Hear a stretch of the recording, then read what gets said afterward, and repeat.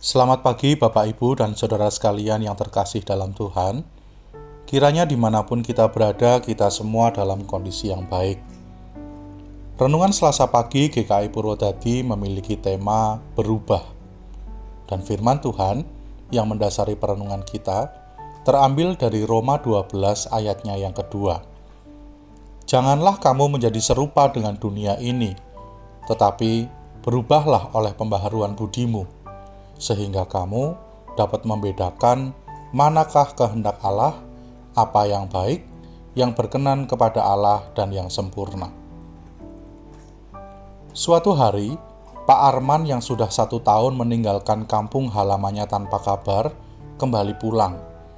Setelah kepulangannya itu, Pak Arman menjadi perbincangan hangat oleh para tetangga. Mereka membicarakan Pak Arman karena perubahan sikap dan perilaku yang sangat drastis. Sudah puluhan tahun Pak Arman terkenal sebagai bapak yang galak dan tidak ramah. Kumisnya yang tebal membuat wajahnya tampak seram ketika sedang melotot kepada anak-anak yang tanpa sengaja menendang bola masuk ke dalam pagar rumahnya. Tidak ada yang berani mendekat. Bahkan Pak Arman jarang memiliki teman di kampungnya. Tetapi setelah menghilang 1 tahun, Pak Arman muncul kembali menjadi pribadi yang baik, hangat, ramah, bahkan pemaaf. Tidak jarang, Pak Arman juga memberikan buah kepada anak-anak yang bermain di depan rumahnya. Selidik punya selidik, ternyata Pak Arman baru saja melewati masa kritis dalam hidupnya. Dia mengalami kecelakaan. Mobilnya tergelincir saat hujan, masuk ke sungai di jalan yang sepi, dan hampir 5 jam tidak ada yang menolongnya. Beruntung, ada seorang gembala kambing yang sedang pulang lalu menemukan Pak Arman. Dia segera menolong Pak Arman dan membawanya ke rumah sakit. Dari peristiwa tersebut, Pak Arman menyadari bahwa dirinya tidak dapat hidup tanpa orang lain. Untuk itu, dirinya merasa perlu berubah untuk menjadi pribadi yang lebih baik kepada semua orang yang ada di sekitarnya. Berkaca dari cerita Pak Arman, merubah hidup bukanlah sebuah hal yang mudah untuk dijalani, karena merubah hidup tidak semudah membalikkan telapak tangan. Perubahan hidup selalu bersinggungan dengan perubahan kebiasaan, perubahan nilai-nilai atau prinsip hidup yang selama ini dipegang dan diyakini benar.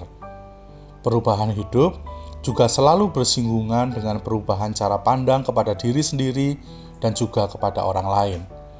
Itulah sebabnya setiap manusia membutuhkan waktu dan prosesnya masing-masing untuk berubah menjadi pribadi yang lebih baik. Ada yang berubah dengan proses yang sederhana, tetapi ada juga yang berubah setelah mengalami proses hidup yang kompleks, seperti sakit, takut akan kematian, dan melalui penderitaan yang menyakitkan.